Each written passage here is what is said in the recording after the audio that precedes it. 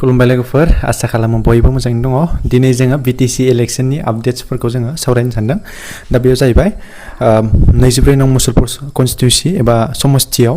दा बेयाव मानगोनां राकेश ब्रह्म बिथांनि मोनसे रेली दा बेयाव गोबां मानसिजों दिनै एबा गोबां सापर्टार एबा भटार्स बिथांमोनजों रेली खालामबाय थानायखौ एक्टिभलि मोनसे बाहागो लानायखौ जों नुनो मोननाय जादों दा बेखौ जोङो आपडेट्सखौ मोननो हादों लोगोसेनो गुबुन फारसेथिं हाग्रामा महिलारी बिथाङा बुंदों माने चन्दन ब्रह्म आरो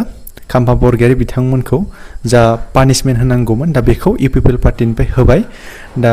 BPF पार्टीया माने पानिशमेन्ट होनो गोनांखौ दिनै UPPL पार्टीया होबाय दा बेनि थाखाय UPPL पार्टीखौ थेंक इउ एबा थेंक्स होननानै जासिदों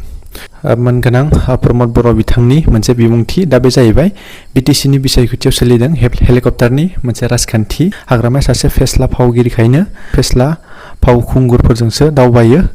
डाक्टर एबा बिगियानगिरिफोरखौ लानानै नङा दा बे खोथाखौ गोख्रों रावजों मोनगोनां प्रमद बर' बिथाङा निउस पर्टेलनि गेजेरजों फोरमायदों दा बेखौ जोङो नुनो मोननाय जादों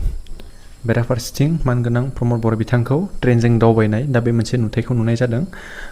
गुबुन फारसेथिं जुदि नायोब्ला मानगोनां हाग्रामा महिलारी बिथांखौ हेलिकप्टारजों मोनसे दावबायदों दा बेखौ लानानै गोबां दान्थे बिदान्थे खालामनायखौ जों नुनो मोननाय जादों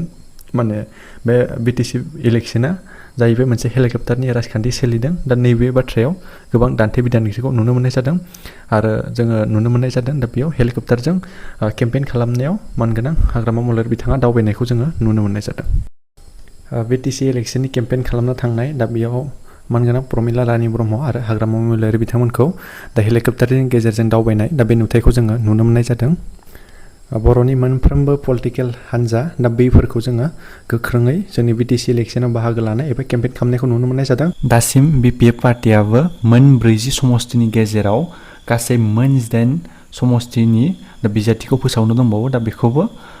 गासै पाब्लिकआ मिथिनो थाखाय दिनै हांखुर जानानै दङ लोगोसेनो UPPL पार्टीनिफ्राय मोन 40 समस्तियाव मोन 22 समस्तिनि बिजाथिखौ फोसावाखै दा बेखौबो गोबां रायजो राजा बिथांमोना नेगासिनो दङ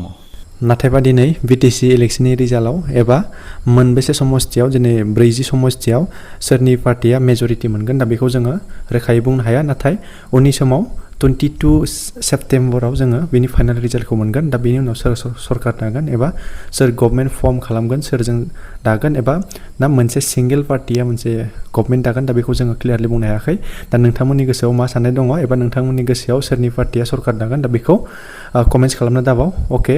गोजोन्थों